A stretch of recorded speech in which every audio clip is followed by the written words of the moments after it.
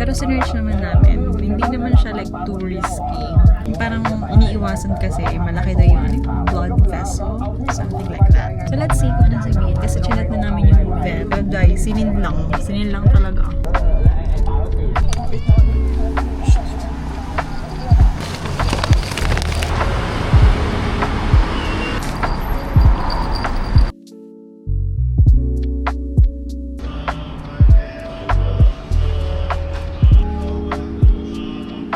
What's the normal?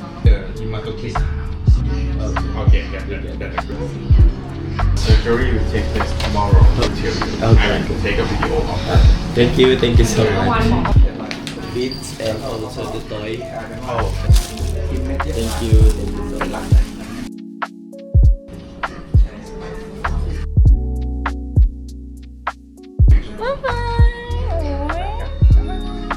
Tara.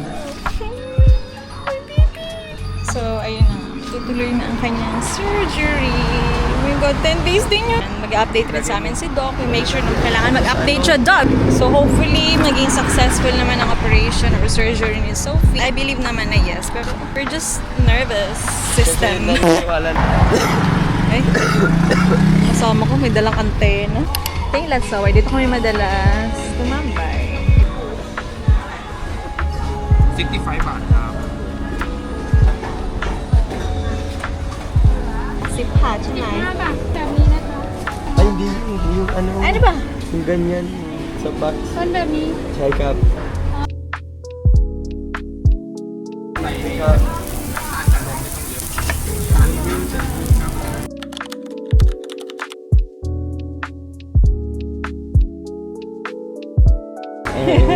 Ang cute. Ganda sa kanila, nagsisin talaga picture. Yung Sophie. May sa akin. Bibigay kasi ko instruction. Pangay sayaw-sayaw. Pinatayo ko. Pinapunta ko sa unahan. Oh, sabihin mo sa akin kung anong gusto mong music. Sabi nung isa, Baby Shark. Oh my God! Wow! Pinisearch ko na kunwari. Pero hindi ko naman talaga papasayawin. Parang itong naka-froggy dance. Wow! Tapos, panay sayo-sayo siya. Nabinggo na sila sa ko. So, yun ba ko na yung ano. Kasi ayaw ko naman ipahiya talaga siya.